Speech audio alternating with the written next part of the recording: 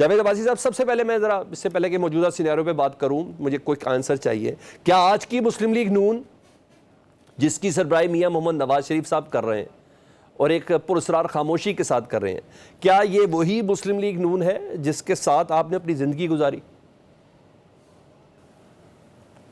بسم اللہ الرحمن الرحیم. بہت شکریہ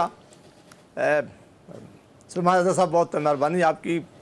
یہ بڑا سخت کویسچن آپ نے کر لیا ہے، لیکن اس کا جواب تو میرے پاس یہی ہے کہ نام تو وہی ہے، اس میں تو کوئی شک نہیں، لیکن نظریہ وہ نہیں رہا جو مسلم لیگ جس نظریے کے اوپر کام کرنا چاہ رہی تھی یا جس کا اس کا خیال تھا کہ کام کرنا چاہیے.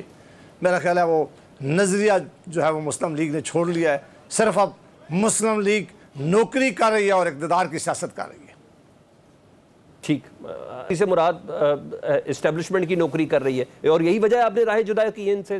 جی بالکل، پوری طرح بس حکم مانتی ہے. حکم آتا ہے تو بس ماننے کے لیے سارے ہاتھ باندھ کر کھڑے ہوتے ہیں کہ آج کیا حکم آنے والا ہے. جو حکم آتا ہے بس اس کو بجاوری کرنے کے لیے سارے کھڑے. سر، آپ جیسے لوگ پارٹیوں سے نکل گئے، شاہد خاقان عباسی ہو گئے، مفتاح اسماعیل ہو گئے اور نثار صاحب ہو گئے، ایک بڑی ایک طویل فہرست ہے.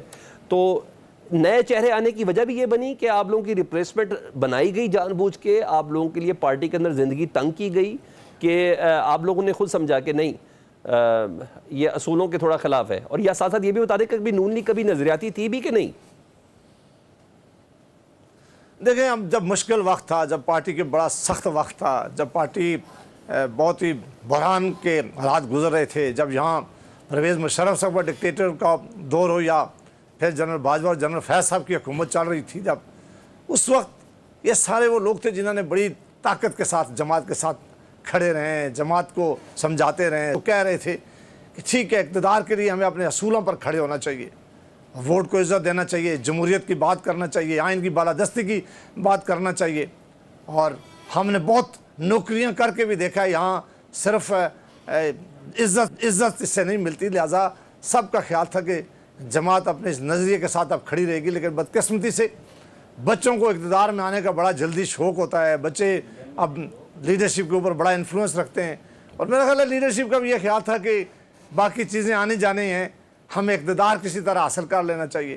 پھر اقتدار جس رستے سے آپ حاصل کرتے ہیں پھر ان کی نوکری کرنی پڑتی ہے. تو یہ بڑے جن لوگوں کے آپ نے نام لیے، یہ بڑے لوگ تھے، یہ بڑا احساسات تھے پارٹی میں، یہ بڑی اچھی ٹیم تھی. یہ جب ان کے ساتھ تھی تو بہت سی چیزوں میں بڑی بھلائی آتی تھی. لیکن بہرحال لیڈرشپ نے یہی فیصلہ کر لیا ہے کہ ہمارے ساتھ وہ چل سکتا ہے جو نوکری کر سکتا ہے، اور بہت سارے لوگوں نے کہا ہے کہ ہمارے لیے نوکری کرنا مشکل ہو گیا، اس لیے وہ علیحدہ ہو گیا.